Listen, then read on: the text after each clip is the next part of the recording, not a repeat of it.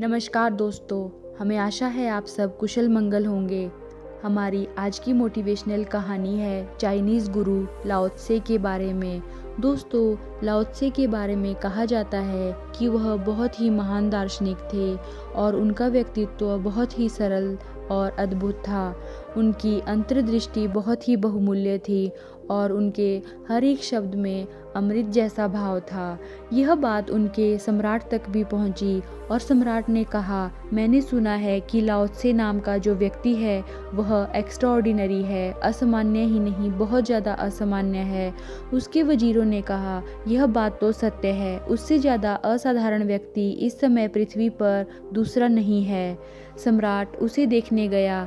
सम्राट देखने गया तो उसने सोचा था कि वह कोई बहुत ही महिमाशाली, कोई बहुत प्रकाशयुक्त या कोई बहुत अद्भुत व्यक्तित्व का प्रभावशाली व्यक्ति होगा।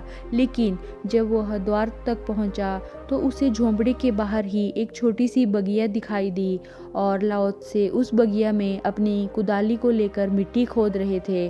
सम्राट ने उससे पूछा, बागबान लाओ त्से कहाँ है? क्योंकि यह तो कोई ख्याल भी नहीं कर सकता था कि जो बाहर मिट्टी खोद रहा है वह लाओ त्से हो सकते हैं।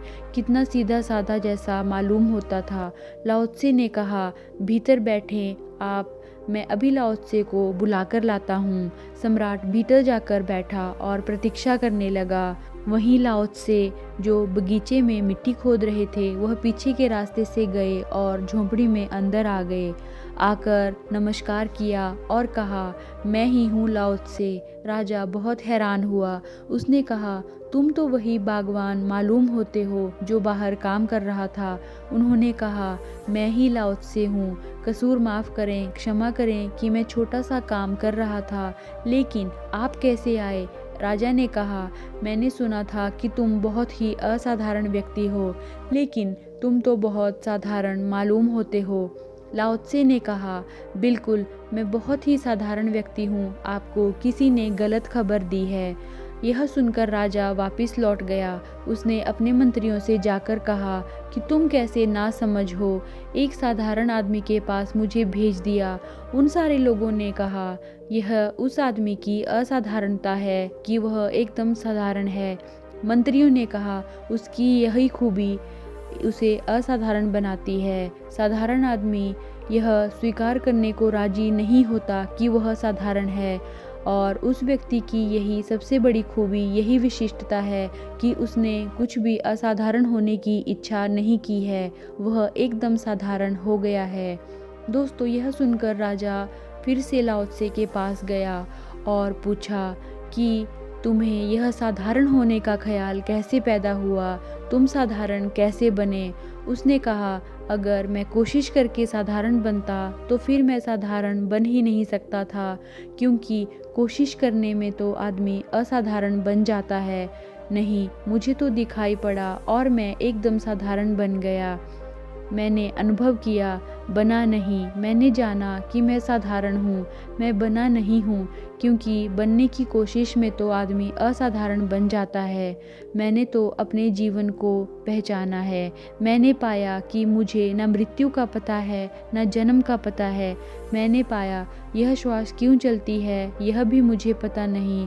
खून क्यों बहता है, मुझे पता नहीं। मुझे भूख लगती है, प्यास क्यों लगती है, यह सब कुछ भी मुझे पता नहीं है। मैंने पाया कि मैं तो बिल्कुल अज्ञानी हूँ। फिर मैंने पाया कि मैं तो बिल्कुल अशक्त हूँ, मेरी कोई शक्ति नहीं है। फिर मैंने पाया कि मैं तो कुछ विशिष्ट नहीं हूँ। जैसी दो आंखें दूसरों के पास हैं, वैसी ही मेरे पास हैं। जो हाथ दूसरों के पास हैं, वही मेरे पास हैं। मैं तो एक अति सामान्य व्यक्ति हूँ। यह देखकर मैंने पहचाना कि मैं साधारण हूँ, बड़ा नहीं हूँ। यह देखा और समझा, तभी मैंने पाया कि मैं केवल एक साधारण व्यक्ति हूँ। यह घटना ऐसे घटी कि मैं एक जंगल गया था, लाओ त्से ने कहा, और मैंने वहाँ के लोगों को लकड़ियाँ काटते हुए देखा। बड़े बड़े दरख्त काटे जा रहे थे, ऊंचे दरख्त काटे जा रहे थे। सारा का सारा जंगल कट रहा था। बड़े दरख्त लगे हुए थे और जंगल कट रहा था। लेकिन बीच जंगल में एक बहुत बड़ा दरख्त था, इतना बड़ा कि उसकी छाया बहुत दूर तक फैली हुई थी। इतना पुराना और प्राचीन मालूम होता था कि उसके नीचे 1000 बैलगाड़ियाँ विश्राम कर सकती थी। उसकी इतनी छाया थी। फिर मैंने अपने मित्रों से कहा कि जाओ और पूछो कि इस दरख्त को कोई क्यों नहीं काटता। यह दरख्त इतना बड़ा कैसे हो गया? जहाँ पर सारा जंगल कट रहा है, वहाँ इतना बड़ा दरख्त कैसे? जहाँ सब दरख्त टूट रहे हैं, जहाँ नए दरख्त काटे जा रहे हैं, रोज़ वहाँ पर इतना बड़ा दरख्त कैसे बच रहा है? वह सब लोगों ने क्यों छोड़ दिया? तो मेरे मित्र और मैं वहाँ गए और मैंने वृद्ध बढ़इयों से पूछा जो लकड़ियाँ काटते थे कि यह दरख्त इतना बड़ा कैसे हो गया। उन्होंने कहा, यह दरख्त बड़ा अजीब है। यह दरख्त बिल्कुल साधारण है। इसके पत्ते कोई जानवर नहीं खाता। इसकी लकड़ियों को जलाया नहीं जा सकता, वे धुआं करती हैं। इसकी लकड़ियाँ बिल्कुल फ्री और टेढ़ी हैं। इनको काटकर कोई फर्नीचर नहीं बनाया जा सकता, द्वार दरवाजे नहीं बनाए जा सकते। दरख्त बिल्कुल बेकार है, बिल्कुल साधारण है, इसीलिए इसको कोई नहीं काटता।